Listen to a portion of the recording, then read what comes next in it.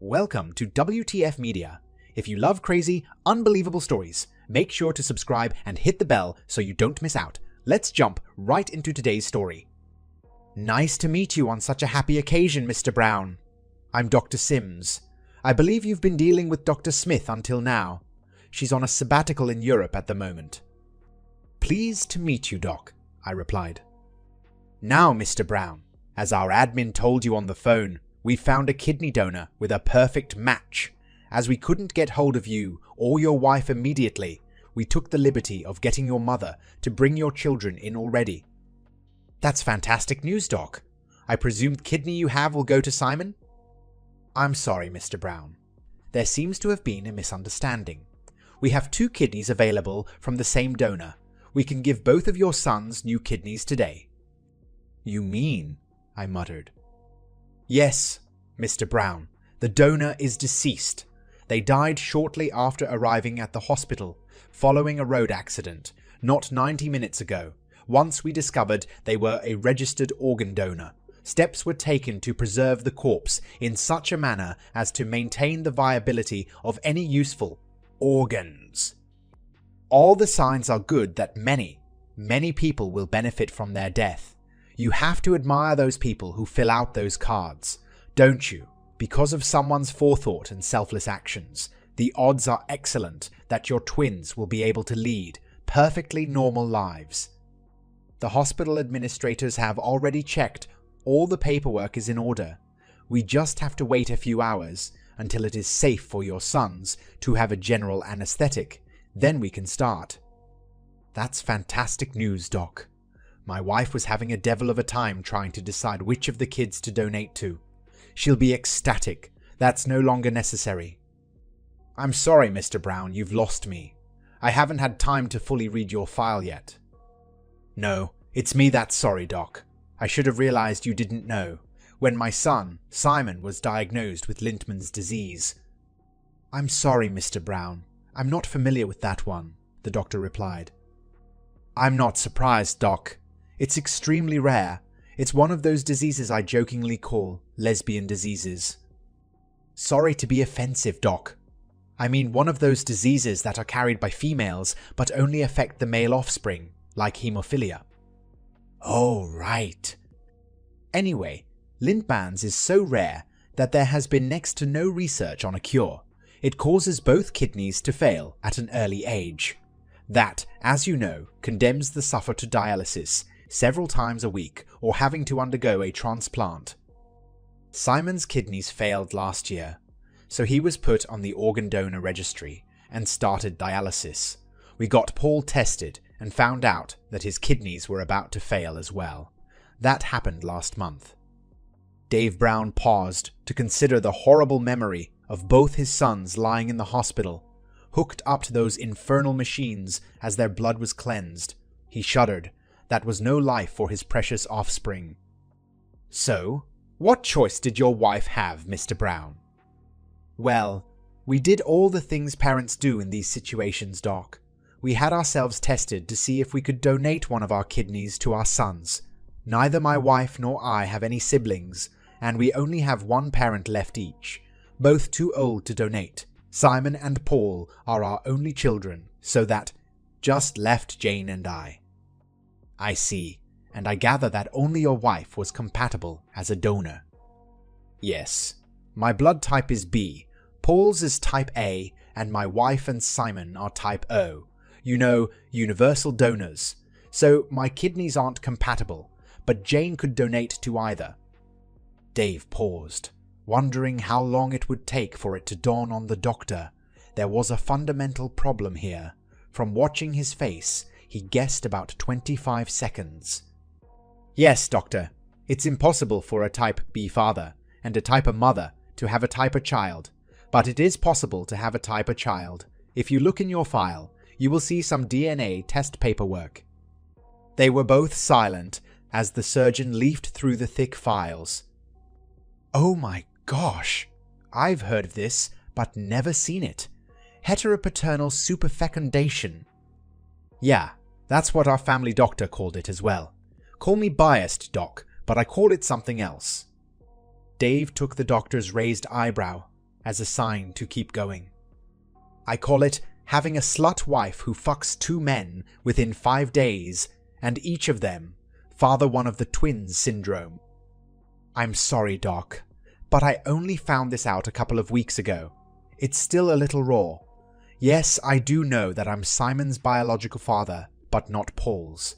Discussions are still occurring between myself and Jane, but we decided to shelve the fighting until the kids are healthy again. So, going back to your original question, Doc, neither I nor any living relative can donate a kidney to my children. My wife, Jane, can donate to either child. I got her past her religious beliefs against organ donation, but she has been torn about who to donate to. Religious beliefs? The doctor asked. Yes, Jane belongs to one of those minor religious sects that are uncomfortable with transplantation. It was a battle between her pastor and myself that I won eventually. I know what you mean, Mr. Brown. Just this morning, a patient was brought in here that was a Jehovah's Witness. They'd lost a lot of blood but steadfastly refused a blood transfusion. Honestly, in this day and age, no one should die of a broken femur. At that moment, their conversation was interrupted by the announcing system. Dr. Sims, please report to reception, Dr. Sims. Please excuse me, Mr. Brown. They're playing my song.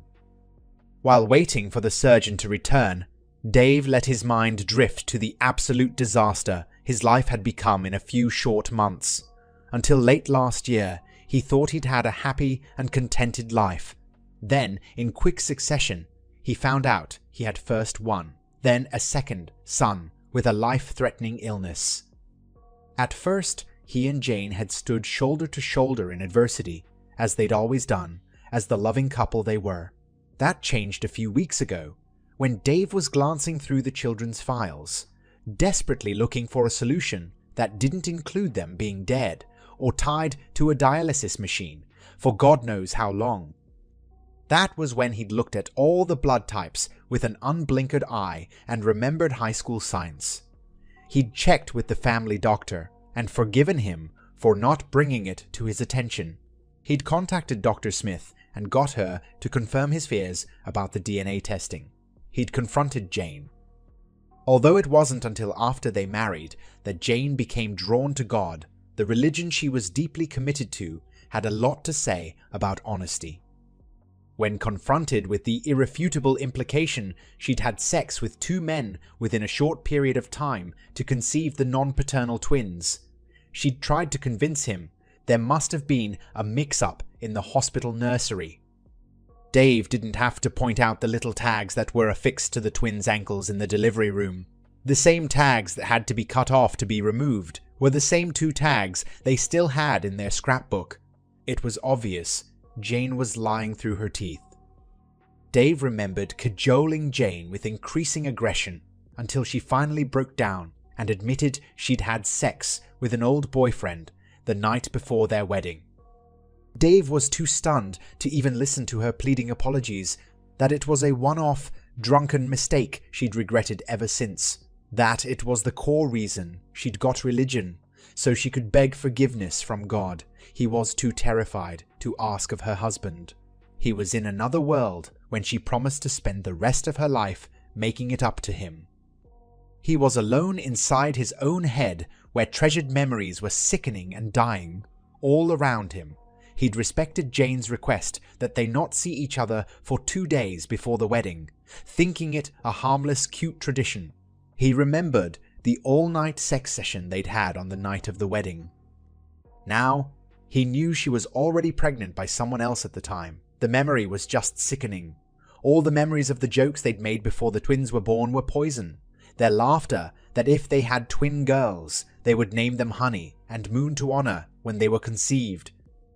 Also consigned to the scrap heap, the tradition of their annual sex fest, when, every year, they packed the boys off to a grandparent and he stayed in bed with a wild animal from the night before their wedding anniversary until sunrise 2 days later, before returning to their conservative and rather dull sex life for another 363 days. The fact This was the anniversary of his being cuckolded, was now apparent to Dave. They say that sociopaths are made, not born. Nevertheless, by the time Dave had snapped out of his reverie, one had been born. It was a premature birth, and may yet die before it could take many breaths, but it was there in the room where a loving husband and father once sat. It awoke to a now silent wife. It spread its wings, feasting on a landscape of broken dreams and shattered memories. Love was nowhere in sight. Who was it, Jane? I'm not going to say, Dave. It's not important. It happened once. It's over, and I have loved only you for 15 years. If I tell you, you will do something stupid and end up in prison when the boys and I really need you. She kept her newfound promise, and no amount of threats and talk of guilt would prize the name from her, or indeed any other details. Dave gave up.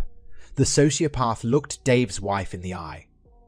If I ever find out who it was, he's a dead man. Jane didn't doubt it. Although Jane refused to believe it, their marriage was done at that moment.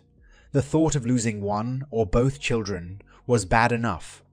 The thought of losing the only man she'd ever loved was unthinkable. As soon as she was away from the father of one of her twins, she phoned the father of the other to warn him. From that point on, Jane's life had three foci: nurturing her sons, making peace with her God, and frantically trying to make peace with her husband. With no God and a clear conscience, Dave had only one focus. That included pretending things were normal until the boy's physical health was assured. The 3-week-old sociopath awoke and looked around the austere utilitarian office. It smiled at the memory of how easy it had been. He'd simply waited until his wife collapsed, exhausted from crying, then looked at her cell phone call log. One call, 12 minutes after Dave stormed out that day, to another cell. Thus began the sociopath's hunt for Dave's nemesis. The family address book revealed nothing. Bizarrely, a fridge magnet and Jane's old high school yearbooks supplied the answer. Any doubt about what the phone call was about was quashed by other clues that seemed harmless when presented at the time. The reason their family doctor hadn't brought any discrepancies in blood types to Dave's attention was that he was the perpetrator of the atrocity. Finding him as one of Jane's old classmates just sealed it. The cold, calculating sociopath supplied the plan from there. To an outside observer, such as Jane's father or Dave's mother, the next 2 weeks were nothing special. The twins felt loved and cherished, but when they were alone, Dave ignored Jane's pleas for forgiveness while he did everything he could to ease his children's suffering. The sociopath plotted. While Dave begged Jane to ignore her religious beliefs and agree to donate one of her healthy kidneys to either child, the sociopath bought a pistol, edited recordings, and learned how to steal cars. The 2 weeks were obviously torture for Jane. Dave lost count of the times. She repeated that it was a one-off drunken mistake that she deserved forgiveness for. It was exactly the same number of times he told her that, until she gave him the name and he had restitution. He couldn't forgive her. The first few times, Jane stuck to the story she didn't want to lose Dave to prison. But that story changed one day. Abruptly, the admission became she had begged the other sperm donor to come clean, but he was married himself now and was threatening her if she exposed him. Exactly what he was threatening. Jane again refused to be drawn on. Dave, the man, desperately wanted her to come clean, so he had some small chance of maintaining his marriage. The sociopath, with whom Dave was constantly battling for supremacy, already had a name but wasn't quite ready to act. When she couldn't get the forgiveness she craved from home and her husband, she threw herself into her religion. Subsequently, Dave thought she was neglecting her children. The sociopath in the hospital office reflected on his actions of a week ago. He'd spent a week staking out his nemesis's place of business, noting that he commonly stayed for an hour after his receptionist went home. It was a Friday when the sociopath acted. Walking in the unlocked door of the family surgery, he strode straight into the doctor's office. The medico leaped to his feet at the surprised intruder. His stance relaxed slightly when he saw it was just Dave. A man smaller and slighter than himself. Past memories caused the doctor's face to relax into an expression that was half smile, half sneer. He was wrong. Dave was not in the room. The uncivilized man leaped.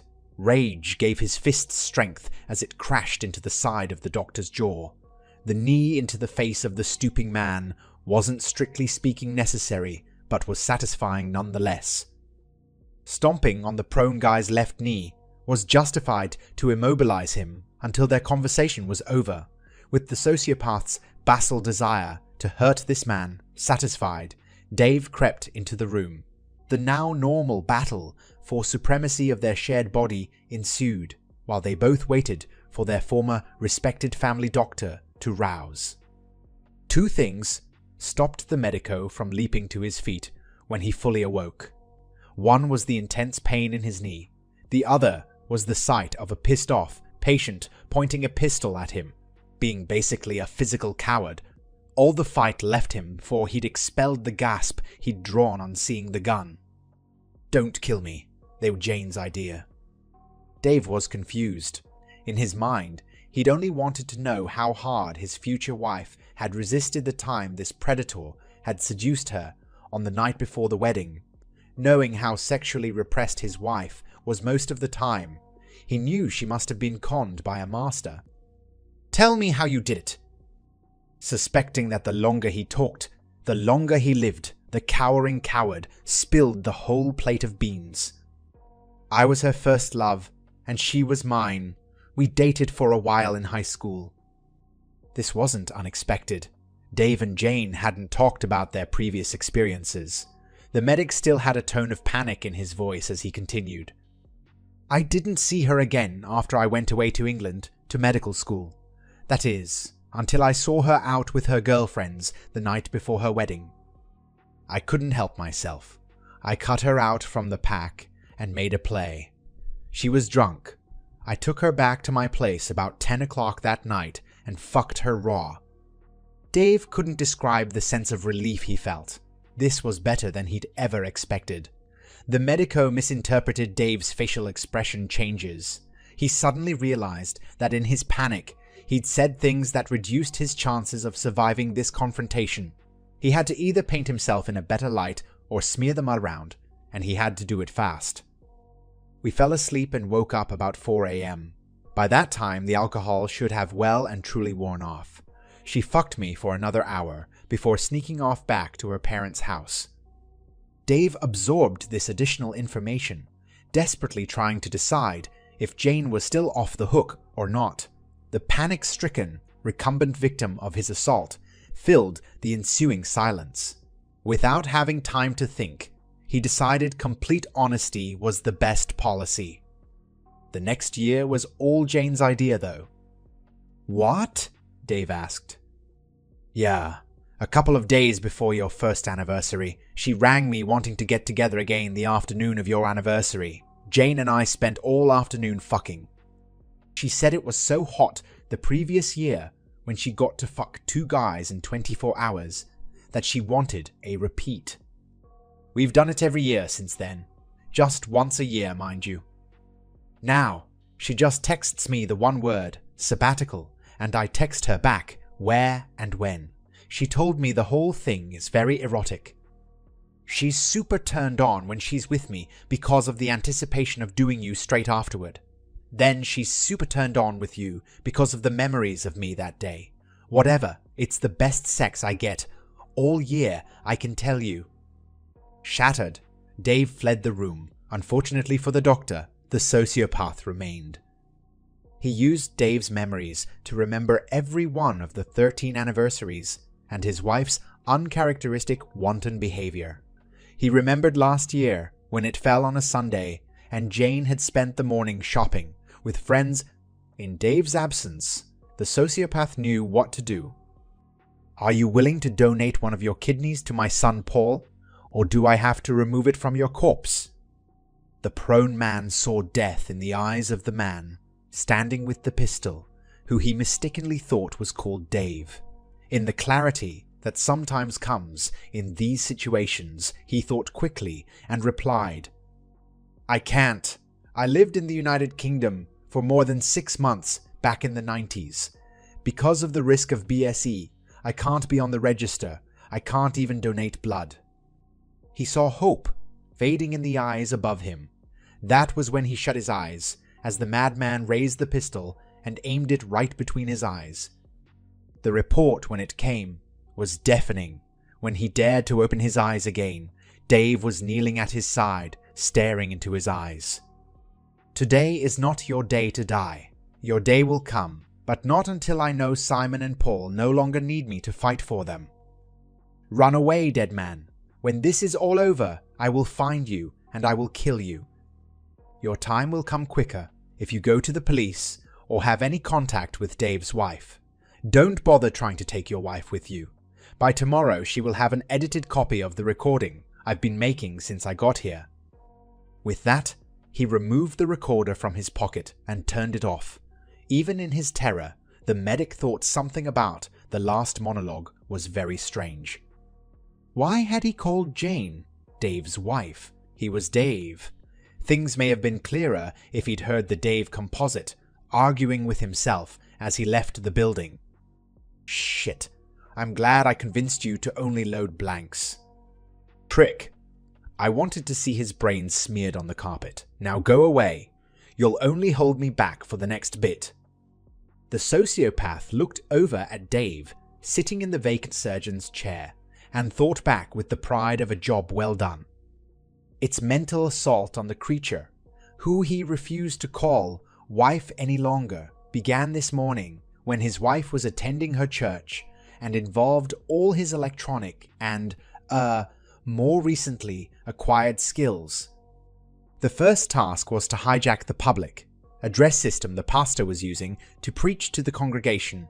It was a simple sound file of Jane's easily recognizable voice, a compilation of several of her impassioned speeches interspersed with some of her lover's voice, suddenly booming from the speakers. "Yes, I admit it. I had sex with a man other than you the night before our wedding, but I had no idea he fathered one of our children. I swear to God it was a one-off, and I haven't been with him since." After a short pause, her lover's voice continued. "Yeah, a couple of days before your first anniversary, she rang me wanting to get together again the afternoon of your anniversary. Jane and I spent all afternoon fucking. She said it was so hot the previous year when she got to fuck 2 guys in 24 hours that she wanted a repeat. We've done it every year since then. Just once a year, mind you. Now, she just texts me the one word, sabbatical, and I text her back where and when. She told me the whole thing is very erotic. She's super turned on when she's with me because of the anticipation of doing you straight afterward. Then she's super turned on with you because of the memories of me that day." Both inputs then began repeating themselves in a loop.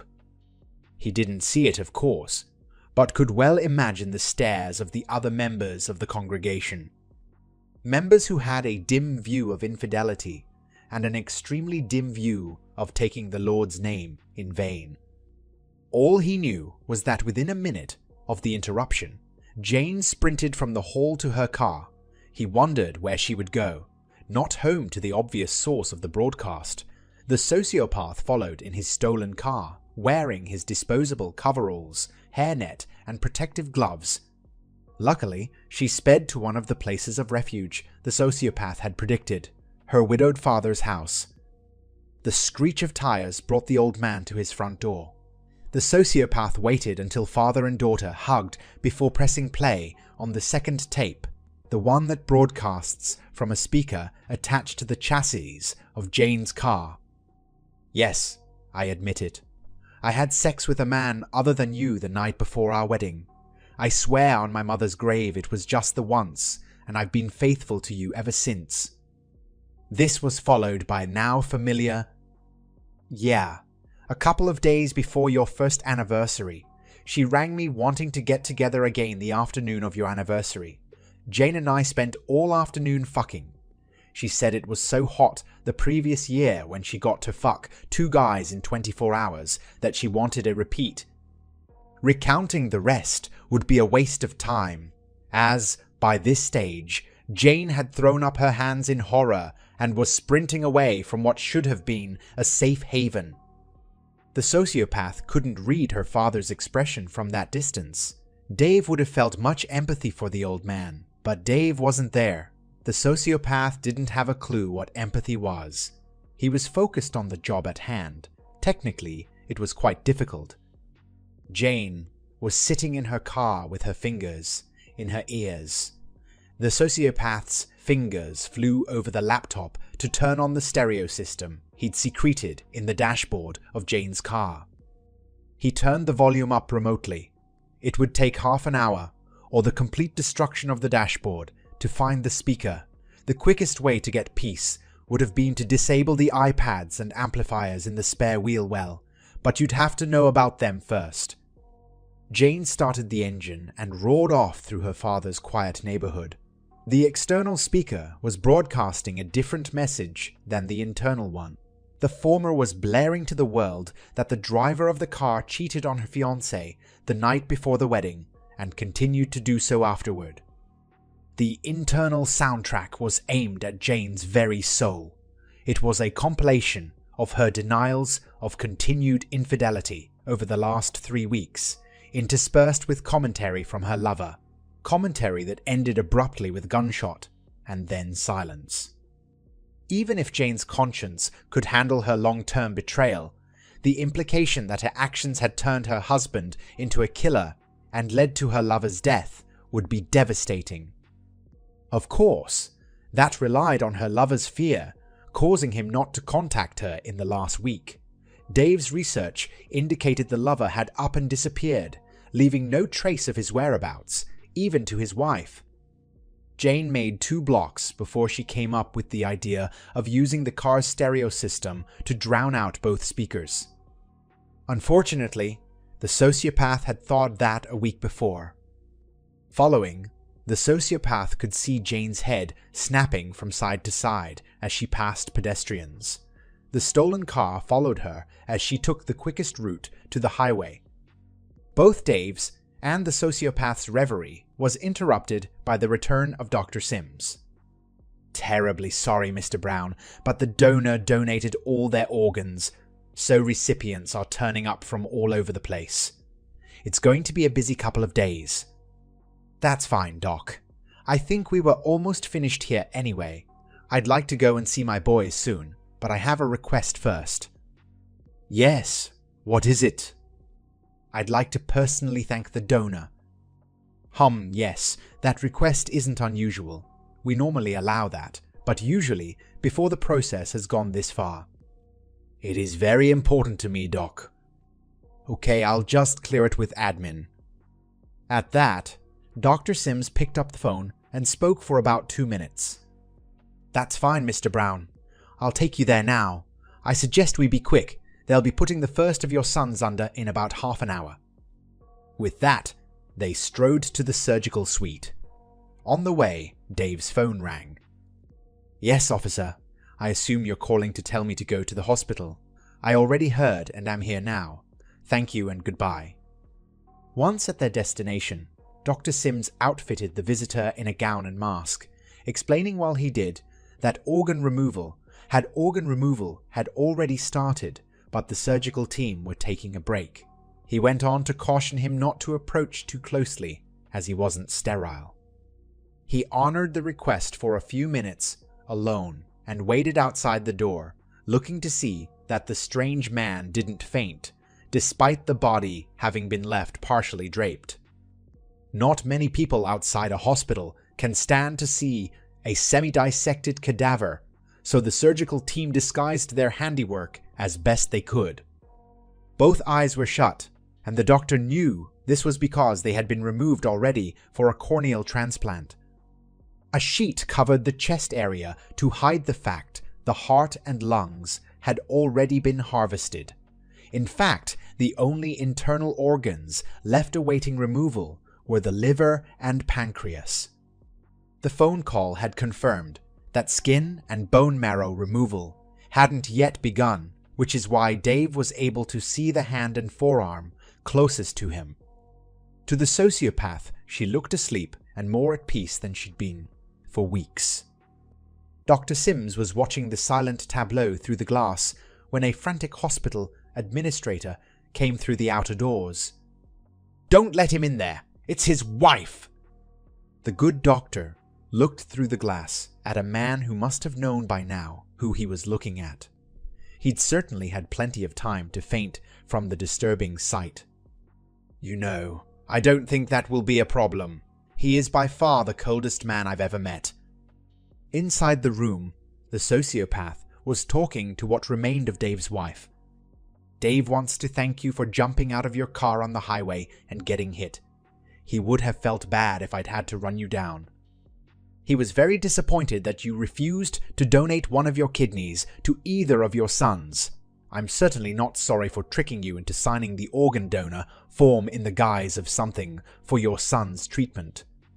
Dave also wants to thank you for the donation of a quick, easy separation, with all the family's assets going to him. I'm a little sorry, but only for Dave's sake, that I had to kill you. You were a good wife and mother most of the time, but I couldn't stand to see you treat such a good man with absolute contempt once a year for each of your 13 years together.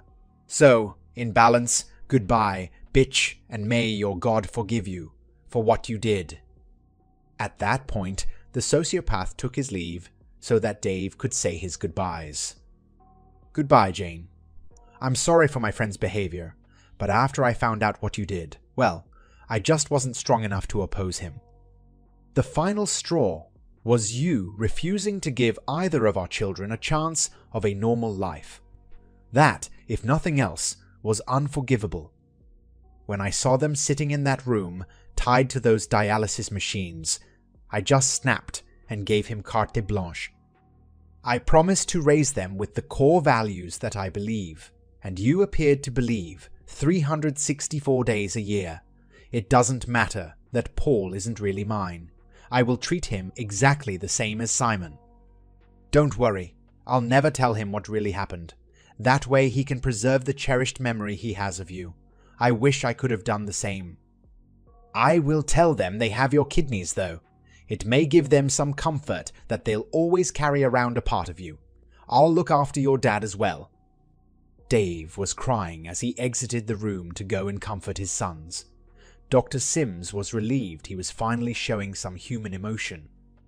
Jane's lover's wife visited Dave several days later. She told him her husband had confessed the story to her and then ran. She felt she and her children needed some sort of relationship with her soon-to-be ex and wanted to know when it would be safe for him to reappear. Dave assured her he was no longer a threat. Dave delayed the funeral of Jane until Simon and Paul were well enough to leave the hospital. They were robust boys, and the close genetic match of their mother's kidneys maximized the chances of complete success. Dave's mother and Jane's father took the children, leaving Dave alone by the graveside. Or so they thought. "Get in that fucking hole!" "No way. I'm not sharing eternity with that slut." "Don't you dare call my wife and the mother of my children a slut." "I'm sorry, Dave. Why can't I hang around for a while? I could be useful." "I want nothing more to do with you. You're an animal. So jump in that hole or go somewhere else. I don't care. Just stay away from me, all right?" Dave looked into the forlorn face of the sociopath and felt his soft heart weaken. He put his hand on the other's shoulder. "Look, I'm really grateful for what you did, okay? It's just that I can't have you around for the next phase, all right? The boys need the loving, supportive me, not you. Plus, you'll only get in the way when I start dating again. You just don't have the right skill set." "Okay, Dave. Thanks for letting me out." They stared at each other uncomfortably for a few seconds, then shook hands. Dave turned away, to be the best father he could possibly be, and, who knows, maybe a loving husband again someday. That's the end of this story. If you found it engaging, please give it a thumbs up, and don't forget to subscribe for more content like this.